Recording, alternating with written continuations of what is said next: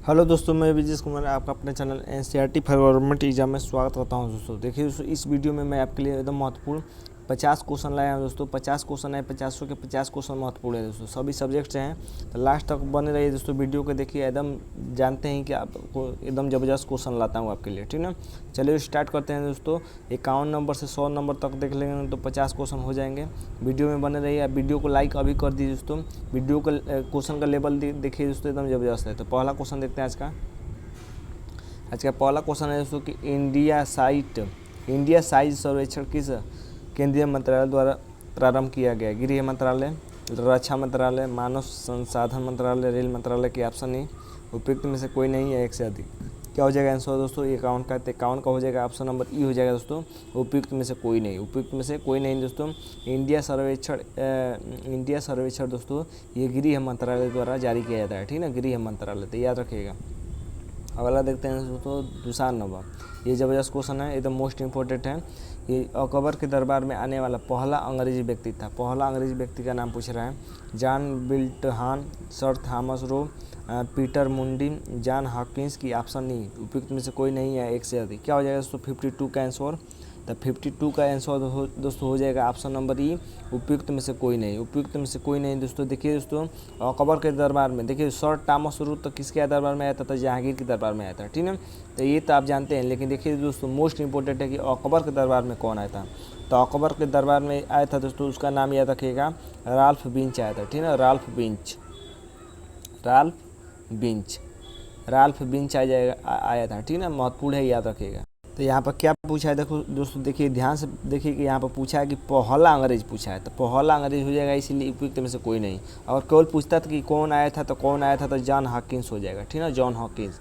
केवल पूछता कि कौन आया था अंग्रेज, तो जॉन हॉकिंस, लेकिन कह रहा है कि पहला अंग्रेज बता रहे, तो रॉल्फ बिंच हो जाएगा, ऑप्शन ई उपयुक्त में से कोई नहीं, ठीक ना। देखिए मोस्ट इंपोर्टेंट क्वेश्चन लाया हुआ आपके लिए। अगला है कि निम्नलिखित में से एक भारतीय संविधान के अंतर्गत राज्य का नीति निर्देशक तत्व नहीं है। तो कौन सा राज्य का नीति निर्देशक तत्व नहीं है? ऑप्शन है लोक कल्याण की अभिवृद्धि करना, एक रूप सिविल संहिता प्राप्त करना, ऑप्शन ई अंतर्राष्ट्रीय शांति की अभिवृद्धि करना, कि युवकों को रोजगार देना। क्या हो जाएगा दोस्तों आंसर 53 का? 53 का ऑप्शन नंबर 53 का ऑप्शन नंबर डी सही हो जाएगा, युवकों को रोजगार देना। युवकों को रोजगार देना दोस्तों ये भारतीय संविधान के नीति निर्देशक तत्व के अंतर्गत नहीं आता है, ठीक ना। अगला देखते हैं 54 नंबर दोस्तों। 54 नंबर है दोस्तों कि निम्नलिखित में से किस रीट का अर्थ हम आदेश देते हैं होता है? बंदी प्रत्याशीकरण, परमादेश, अधिकार परीक्षा, उत्प्रेषण की ऑप्शन ए। उपयुक्त में से कोई नहीं है, एक से अधिक। क्या हो जाएगा 54 का आंसर? 54 का ऑप्शन नंबर बी से हो जाएगा। परमादेश का अर्थ होता है दोस्तों हम आदेश देते हैं, ठीक ना। अगला देख लेते हैं 55 नंबर। 55 नंबर है दोस्तों, 55 नंबर है कि यदि भारत वर्तमान संसदीय व्यवस्था के स्थान पर अध्यात्मक व्यवस्था को अपना लेता है तो शासनाध्यक्ष का कार्यकाल स्थिर होगा, मंत्रिमंडल का निर्वाचन प्रत्यक्ष रूप से जनता करेगी, सर्वोच्च न्यायालय अपने न्यायिक पुनर्विलोकन के अधिकार से वंचित हो जाएगा, कि कार्यपालिका व्यवस्थापिका के ऊपर उत्तरदायी बनी रहेगी। क्या हो जाएगा? देख रहे हैं ना, क्वेश्चन एकदम जबरदस्त है। क्या हो जाएगा दोस्तों आंसर 55 का? तो 55 का ऑप्शन नंबर ए सही हो जाएगा दोस्तों। ऑप्शन नंबर ए, इस शासन का कार्यकाल स्थिर रहेगा। तो यदि भारत वर्तमान संसदीय व्यवस्था का स्थान पर अध्यात्मक व्यवस्था को अपना लेता है तो क्या होगा? शासनाध्यक्ष का कार्यकाल स्थिर रहेगा, ठीक ना। 56 नंबर देख लेते हैं। 56 नंबर है कि जैतापुर विश्व का सबसे शक्तिशाली परमाणु ऊर्जा संयंत्र होगा, निम्न में किस भारतीय राज्य में स्थित है? यानी जैतापुर शक्तिशाली परमाणु ऊर्जा संयंत्र कहाँ स्थित है? तमिलनाडु में, महाराष्ट्र में, गुजरात में, कर्नाटक में, की ऑप्शन नहीं। 56 का क्या हो जाएगा दोस्तों? 56 का ऑप्शन नंबर बी सही हो जाएगा। ऑप्शन नंबर बी महाराष्ट्र में, ठीक ना। 57 देख लेते हैं दोस्तों। 57 नंबर है कि निम्नलिखित में से कौन सर्वोच्च न्यायालय के तदर्थ न्यायाधीशों की नियुक्ति करता है? राष्ट्रपति, प्रधानमंत्री, गृह मंत्री, राष्ट्रपति की सहमति से भारत का मुख्य न्यायाधीश, की ऑप्शन ए। उपयुक्त में से कोई नहीं है, एक से अधिक। क्या हो जाएगा 57 का आंसर? तो 57 का ऑप्शन नंबर डी सही हो जाएगा। एक मिनट दोस्तों, 57 का ऑप्शन नंबर डी सही हो जाएगा। राष्ट्रपति की सहमति से भारत का मुख्य न्यायाधीश, ठीक ना। तो सर्वोच्च न्यायालय के न्यायाधीशों की नियुक्ति कौन करता है? तो राष्ट्रपति की सहमति से भारत का मुख्य न्यायाधीश नियुक्ति करता है। 58 देख लेते हैं दोस्तों। 58 नंबर है कि भारतीय संसद की कार्यवाही में शून्यकाल का अर्थ होता है। शून्यकाल का क्या अर्थ होता है?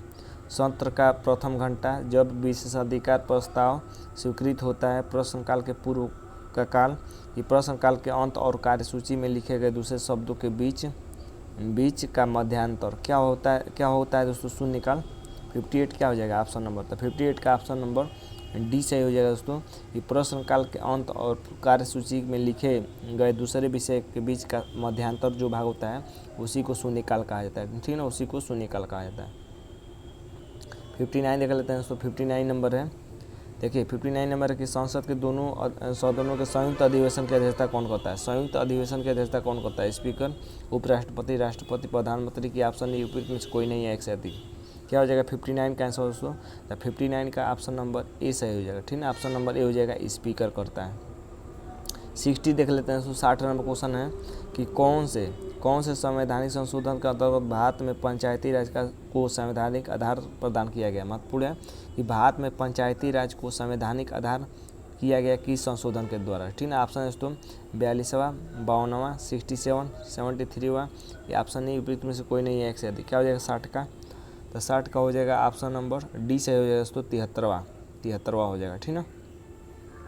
61 देख लेते हैं दोस्तों। निम्नलिखित में से किस राज्य ने सबसे पहले पंचायती राज व्यवस्था को लागू किया था? मोस्ट इम्पोर्टेंट है, कई बार एग्जाम में भी पूछा गया है। राजस्थान, महाराष्ट्र, बिहार, उत्तर प्रदेश की ऑप्शन नहीं। क्या हो जाएगा 61 का आंसर दोस्तों? तो 61 का ऑप्शन नंबर ए से हो जाएगा, राजस्थान हो जाएगा, ठीक ना। राजस्थान के नागौर जिले में शुरू किया गया था। किस आयोग ने केंद्र राज्य संबंधों का अध्ययन किया था? महत्वपूर्ण है, किस आयोग ने केंद्र राज्य संबंधों का अध्ययन किया था दोस्तों? ऑप्शन है ठक्कर आयोग, शाह आयोग, मंडल आयोग, सरकारी आयोग। ये ऑप्शन ई है कि उपयुक्त में से कोई नहीं है एक से अधिक। क्या हो जाएगा 62 का आंसर? तो 62 का ऑप्शन नंबर डी से हो जाएगा, सरकारी आयोग, ठीक ना। 63 देख लेते हैं दोस्तों। 63 नंबर है कि वित्त आयोग के अध्यक्ष के लिए ज़रूरी है कि वित्त आयोग के अध्यक्ष के लिए क्या ज़रूरी होता है? वित्त और बैंकिंग क्षेत्र का व्यक्ति हो, उच्च योग्यता वाला अर्थशास्त्री हो, न्यायपालिका का विशेषज्ञ हो, उच्च न्यायालय के न्यायाधीश के स्तर का, सार्वजनिक मामलों के अनुभव वाला व्यक्ति हो। क्या हो जाएगा फिर 63 का आंसर? तो 63 का आंसर दोस्तों ऑप्शन नंबर डी सही हो जाएगा दोस्तों, कि सार्वजनिक मामलों में अनुभव वाला व्यक्ति हो, ठीक ना। वित्त आयोग का अध्यक्ष बनने के लिए अनुभव होना चाहिए सार्वजनिक मामलों में।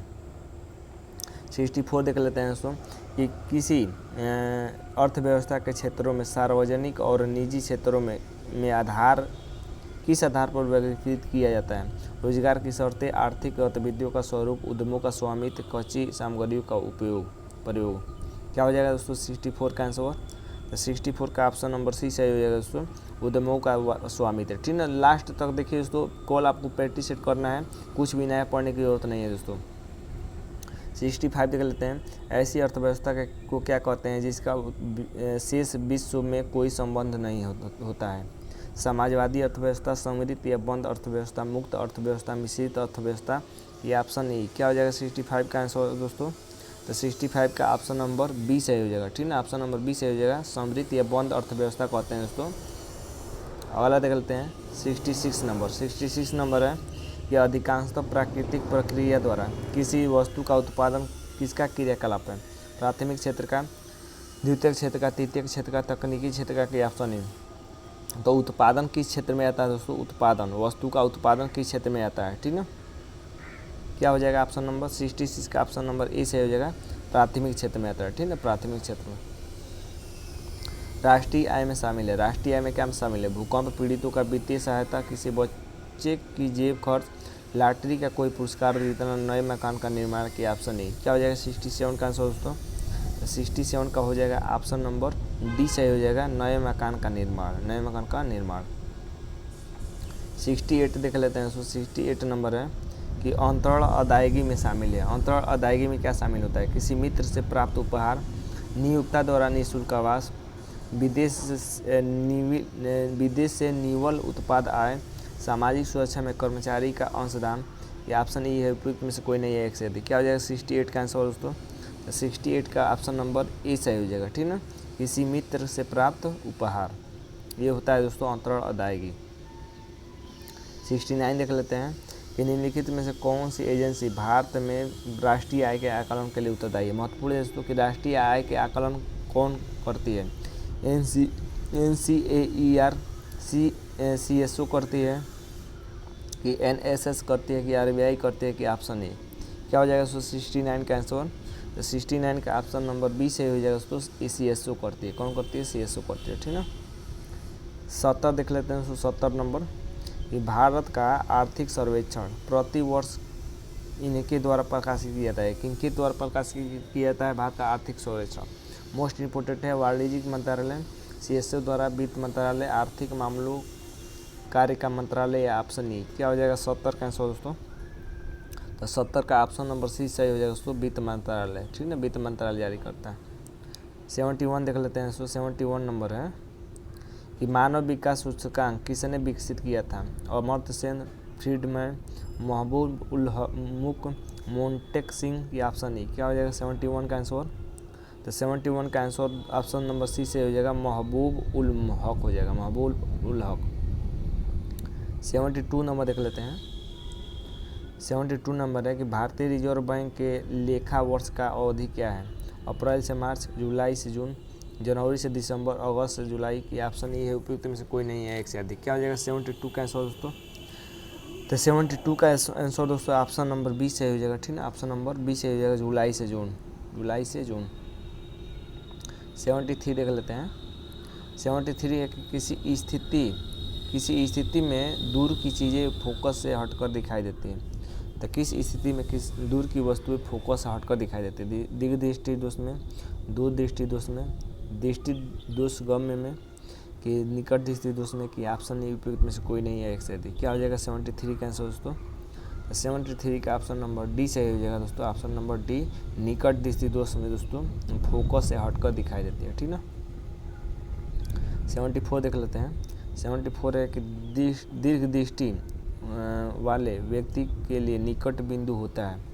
निकट बिंदु क्या होता है? 25 सेंटीमीटर से अधिक, 50 सेंटीमीटर से अधिक, 25 सेंटीमीटर से कम, अनंत की ऑप्शन ए। क्या हो जाएगा 74 का आंसर दोस्तों? तो 74 का ऑप्शन नंबर ए सही हो जाएगा, 25 सेंटीमीटर से अधिक होता है। मोस्ट इंपॉर्टेंट है दोस्तों, याद रखिएगा इसको, ठीक ना। 75 देख लेते हैं। 75 नंबर है दोस्तों कि जूम लेंस क्या होता है। यह एक नियत फोकस दूरी वाला लेंस होता है। यह एक परिवर्ती फोकस दूरी वाला लेंस होता है। यह लेंस रेडियो टेलीस्कोपों में प्रयोग किया जाता है। कि यह मंगल पर खोज के लिए प्रयोग किया होता है। क्या हो जाएगा 75 का आंसर दोस्तों? तो 75 का ऑप्शन नंबर बी हो जाएगा। यह एक परिवर्ती फोकस दूरी वाला होता है दोस्तों लेंस, जूम लेंस, ठीक ना। 76 देख लेते हैं दोस्तों। 76 नंबर है। क्वेश्चन कैसे लग रहे हैं दोस्तों कमेंट बॉक्स में जरूर बताइए, अपना स्कोर भी बताइएगा, ठीक ना। अगला देते हैं, निम्नलिखित में से किस विकिरण से में सबसे कम तरंगदैर्घ्य होती है। एक्स किरणें, ए किरणें, वाई किरणें, बी किरणें, ये ऑप्शन ई है उपयुक्त में से कोई नहीं है एक से अधिक। क्या हो जाएगा 76 का आंसर दोस्तों? 76 का ऑप्शन नंबर सी सही हो जाएगा। वाई नहीं है दोस्तों, ये गामा है। क्या है? गामा किरणें, ठीक ना, गामा किरणें। तो क्या हो जाएगा ऑप्शन नंबर सी सही हो जाएगा।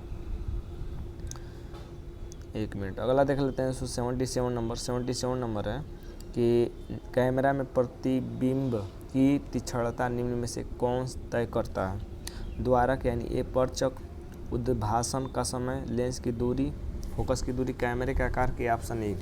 क्या हो जाएगा 77 का आंसर दोस्तों? तो 77 का ऑप्शन नंबर ए सही हो जाएगा, ऑप्शन नंबर ए सही हो जाएगा, द्वारक यानी अपवर्तक। 78 देख लेते हैं। 78 नंबर है कि मोटर कारों में हेडलाइट की चौथ को हटाने के लिए, यानी चकाचौंध को हटाने के लिए क्या किया जाता है। हेडलाइट में पतली परतें फिल्में प्रयुक्त की जाती है, फिल्टर प्रयुक्त किए जाते हैं, पोलराइड प्रयुक्त किए जाते हैं, कांच के प्रिज्म प्रयुक्त किए जाते हैं, कि ऑप्शन ए। क्या हो जाएगा 78 का आंसर दोस्तों? तो 78 का ऑप्शन नंबर सी सही हो जाएगा दोस्तों, पोलराइड को प्रयोग किया जाता है, ठीक ना। 79 देख लेते हैं दोस्तों। 79 नंबर है कि जब किसी तालाब के शांत जल में पत्थर फेंका जाए तो तालाब में जल के पृष्ठ पर उठने वाली लहर होती है, अनुदैर्ध्य होती है, अनुप्रस्थ होती है, अनुदैर्ध्य और अनुप्रस्थ होती है, लहरें पैदा नहीं होती है कि ऑप्शन नहीं। क्या हो जाएगा 79 का आंसर? तो 79 का ऑप्शन नंबर सी हो जाएगा। अनुदैर्ध्य और अनुप्रस्थ दोनों तरंगें उत्पन्न होती है जब शांत जल में पत्थर को फेंका जाता है, ठीक ना। अगला देखते हैं 80 नंबर। 20 क्वेश्चन रह गए हैं, लास्ट तक बने रहिए, क्वेश्चन महत्वपूर्ण है, ठीक ना।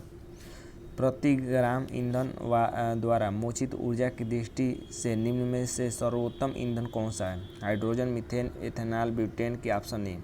क्या हो जाएगा 80 का आंसर दोस्तों? तो 80 का ऑप्शन नंबर ए सही हो जाएगा। ऑप्शन नंबर ए हाइड्रोजन हो जाएगा। 81 देख लेते हैं।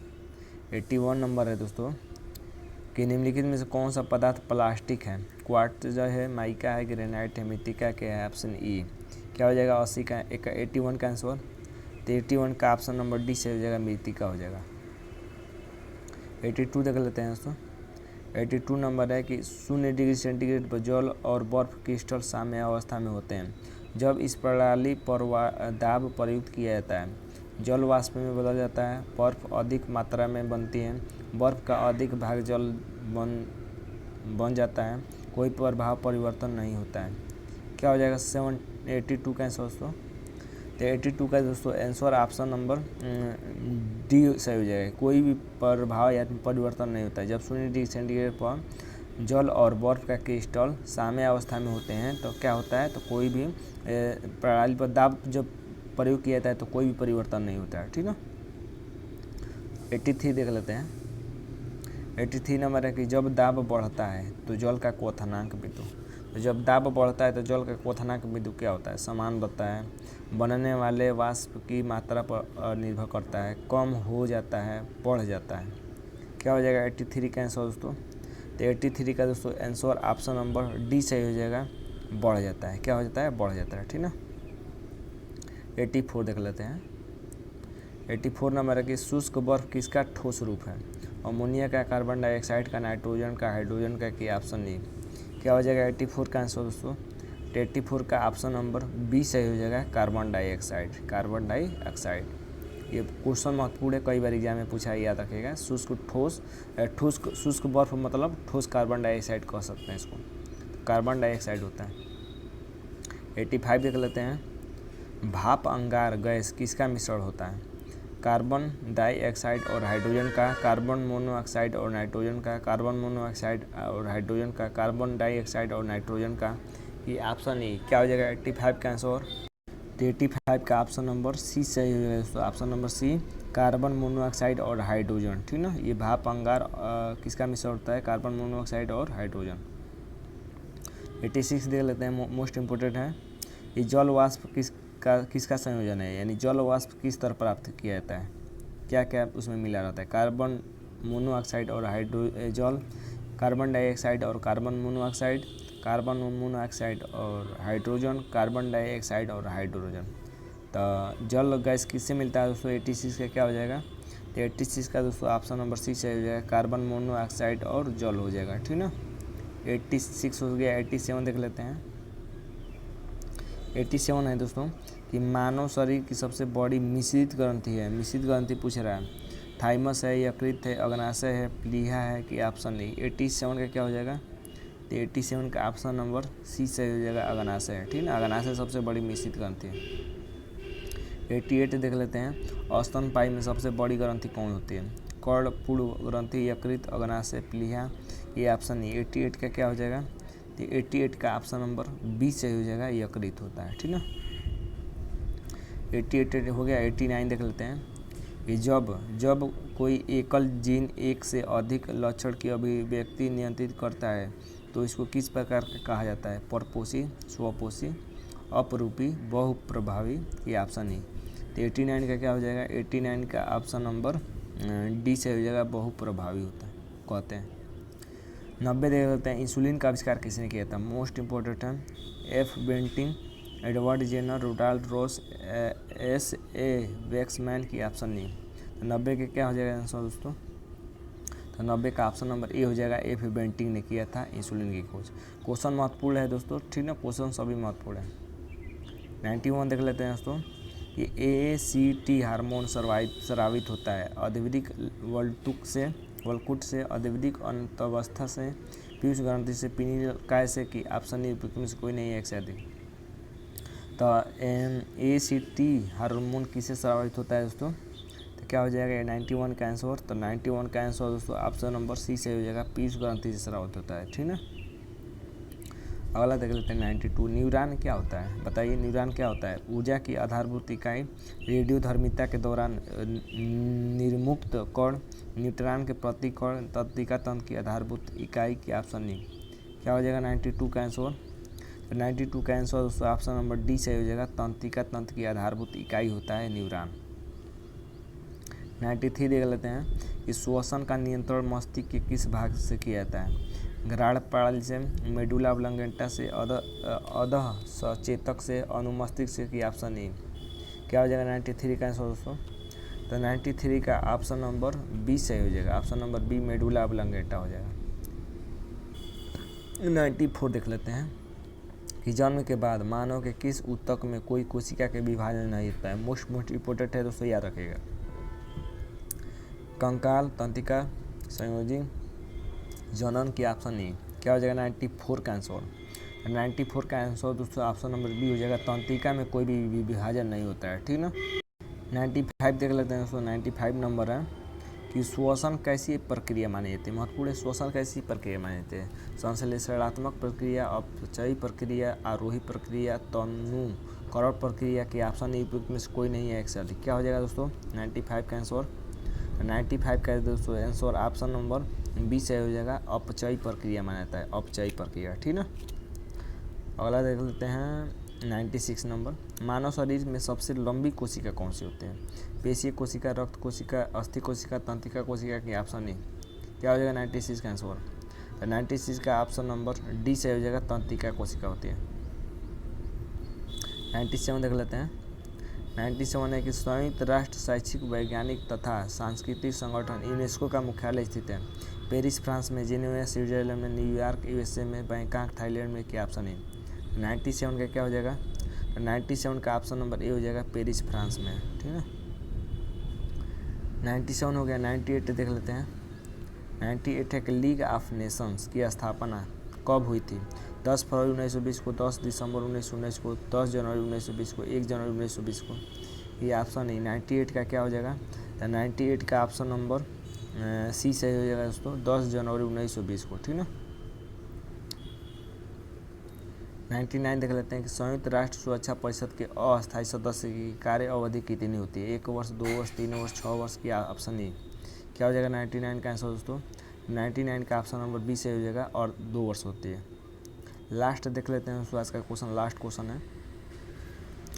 इस संयुक्त राष्ट्र संघ के महासचिव की नियुक्ति किसके द्वारा की जाती है। मोस्ट इंपॉर्टेंट है दोस्तों, याद रखिएगा इसको, मोस्ट इंपॉर्टेंट है। महासभा, सुरक्षा परिषद, अंतर्राष्ट्रीय न्यायालय, सुरक्षा परिषद की सिफारिशों पर महासभा के ऑप्शन ए उपयुक्त में से कोई नहीं है एक से अधिक। क्या हो जाएगा 100 का आंसर दोस्तों। 100 का आंसर हो जाएगा ऑप्शन नंबर डी, सुरक्षा परिषद की सिफारिश पर महासभा नियुक्ति करती है दोस्तों महासचिव की, ठीक है। महत्वपूर्ण क्वेश्चन है, याद रखिएगा। तो आप आज के क्वेश्चन कैसे लगे दोस्तों कमेंट बॉक्स में जरूर बताइए, ठीक है। अपना स्कोर भी जरूर बताइएगा। तो उम्मीद करते हैं कि आपके अच्छे स्कोर आए होंगे इस वीडियो से। तो आज के लिए बस इतना है दोस्तों, धन्यवाद दोस्तों।